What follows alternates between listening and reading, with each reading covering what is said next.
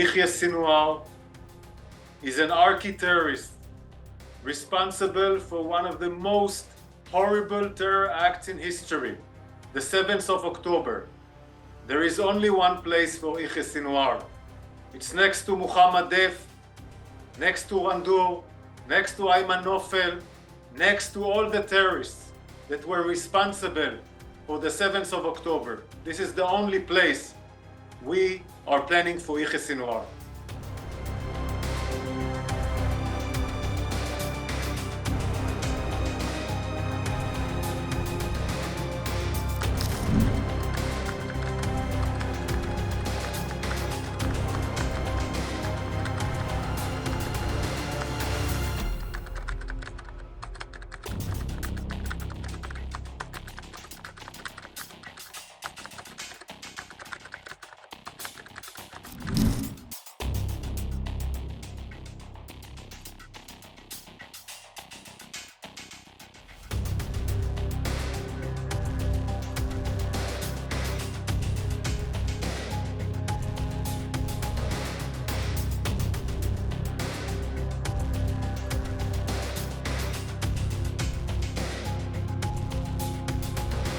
With regard to Mr. Sinwar, he has been and remains the primary decider when it comes to concluding a ceasefire.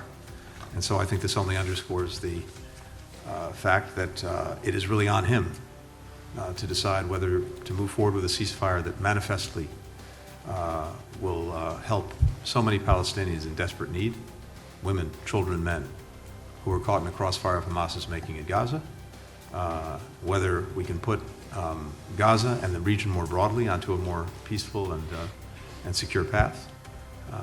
So it only emphasizes the fact that, as has been the case for some time, it really is on him.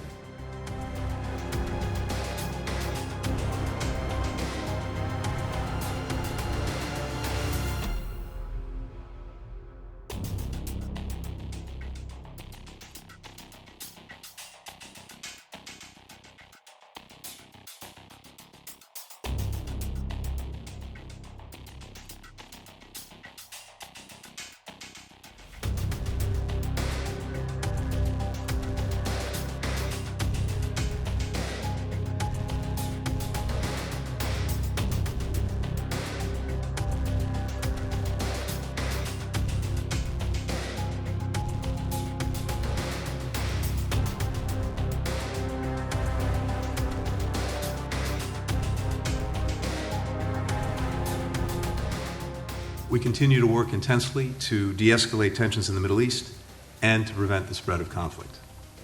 Over the past few days, we've been in constant contact with partners in the region and well beyond. In those conversations, we've heard a clear consensus. No one should escalate this conflict. We've been engaged in intense diplomacy with allies and partners, communicating that message directly to Iran. We communicated that message directly to Israel.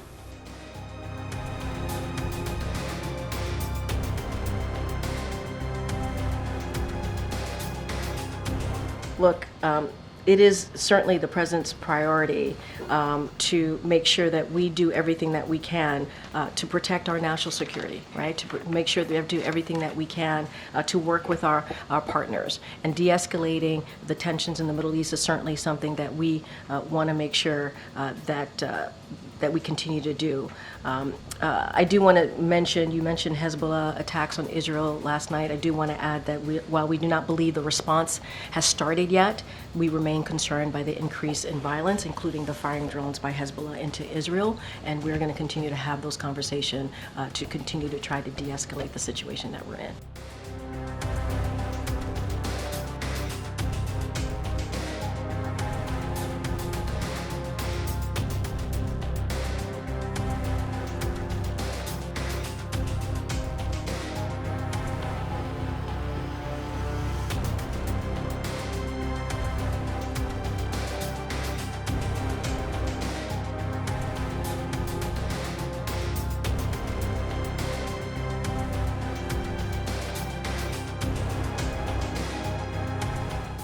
We've adjusted our military posture to strengthen our force protection, to reinforce our ironclad commitment to the defense of Israel, and to remain prepared to respond to any contingency.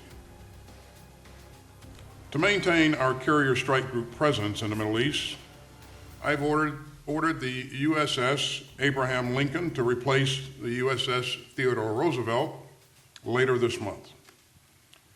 I've also ordered more cruisers and destroyers capable of ballistic missile defense to the region, and I've ordered the deployment of another fighter squadron to the Middle East to reinforce our defensive air support capabilities there. These posture adjustments add to our already broad range of capabilities in the region, and we remain ready to deploy on short notice to meet evolving threats to our security, our partners, or our interests.